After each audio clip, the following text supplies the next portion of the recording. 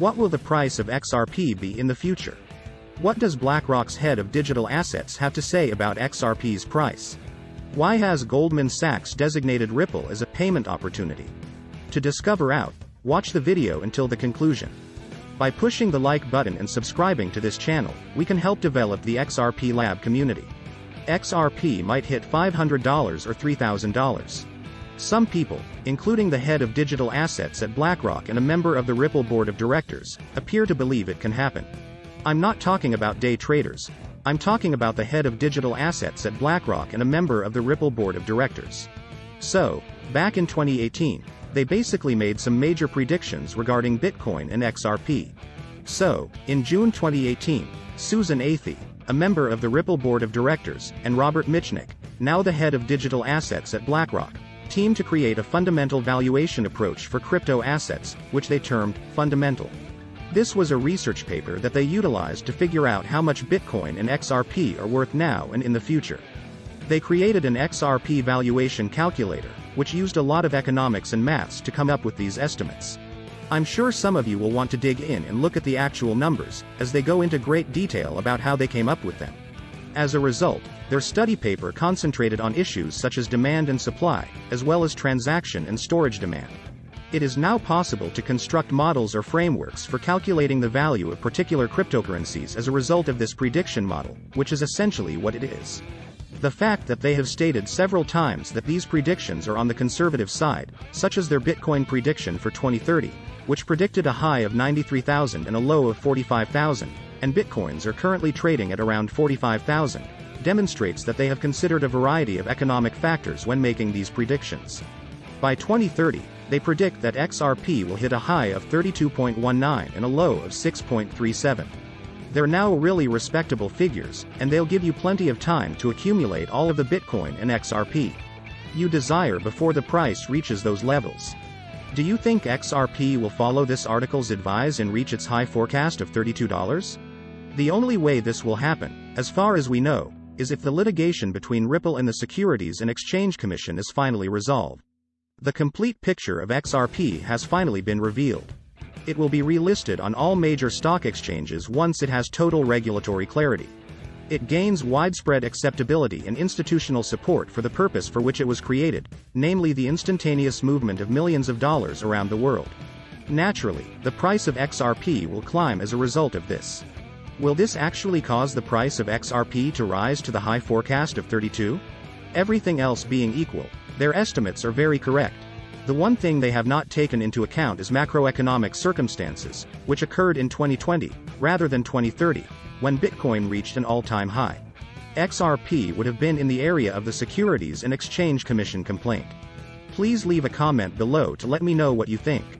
And, despite the fact that Bitcoin has beaten all other cryptocurrencies so far this week, a gloomy atmosphere has come upon the cryptocurrency world as a result of an imminent EU parliamentary crypto bill. On Thursday, March 31st, the European Parliament is poised to vote on a crucial piece of legislation aimed at changing the transfer of funds regulation. This will be the EU's most significant measure to date in terms of censoring the Bitcoin business. This comes as the EU prepares to shut off all sources of Russian monetary support linked to Bitcoin, as promised. The draft bill, among other things, raises the three primary red flags. To begin with, a portion of the bill requires, among other things, the broad gathering of user data, the retention of records, and the verification of data for self-hosted wallets. Because this rule does not specify how the crypto service provider is to verify the unhosted counterpart, it is only reasonable to assume that most crypto companies will no longer be able or willing to interact with unhosted wallets in order to comply. Second, even if there is no evidence or suspicion of illegal activity, the plan requires enterprises to report responsible anti-money laundering authorities for any crypto transfer that exceeds €1,000 from an unhosted wallet. Third, by allowing the current bill to expire, the crypto community will have created an opportunity for EU members of Parliament to propose and pass additional specific measures to mitigate the risks posed by transfers from or to non-hosted wallets, including the introduction of possible restrictions, as stated in the current draft law. This might empower lawmakers to impose tight limits or even outright bans on transfers between unhosted wallets. As a result of all of this, People all over the world are pushing cryptocurrency users in the European Union to press their legislators for changes that will not impede the region's crypto innovation. And if a prohibition is imposed, Ripple and XRP will undoubtedly suffer. In addition, Goldman Sachs, one of the world's largest financial institutions, has identified RippleNet as a payment possibility. Goldman Sachs cited Circle, Ripple, and Coinbase as having potential in payment, in a recent report titled, Overview of Digital Assets and Blockchain. The Goldman Sachs Investment Banking Division's paper does not shy away from recognizing the benefits of blockchain-based payment systems, instead emphasizing them in detail. The payment solution Circle, according to Goldman Sachs, not only features a system to entertain plastic card clients in that it uses USDC to process payments, which adds a lot of useful capabilities, but it also has built-in tooling for fraud control. Second, when examining Coinbase, the bank appreciated the payment solution's reversible chargebacks as well as its low cost and speed of operations. Coinbase's global reach was also stressed by the bank, which noted that it is currently accepted by over 200 countries. Finally, Goldman Sachs noticed RippleNet's many features.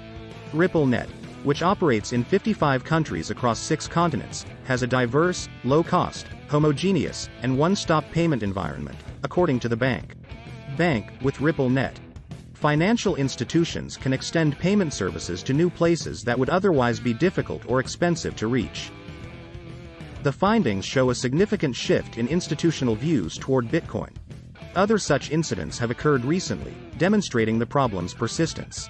In February 2021, Warren Buffett, one of the world's wealthiest people, invested in a Brazilian bank focusing in blockchain technology. Buffett's Berkshire Hathaway also invested $1 billion.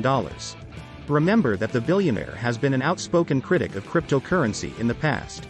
The shift in attitude could be due to the fact that blockchain technology has grown so quickly in recent years that it has become far too valuable to ignore. As a result, there may be a greater trend toward blockchain-based payments. According to a recent Ripple Insight analysis, 60% of consumers who already own cryptocurrency would absolutely utilize their bank to invest in cryptocurrencies, according to a Cornerstone Advisors survey. Furthermore, according to a Payments.com survey, 78% of millennials and 82% of Generation Z crypto owners want to use it to make contactless purchases.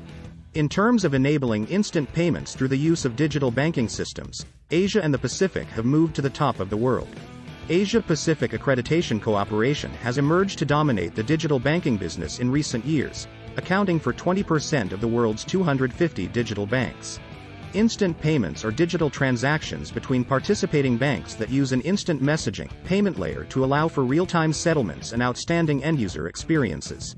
To make a real-time transfer, several non-crypto quick payment networks need pre-funding beneficiary accounts. Ripple on-demand liquidity, on the other hand, eliminates the necessity for pre-funding. What are your thoughts? Will Ripple be able to achieve the potential that Goldman Sachs sees in it?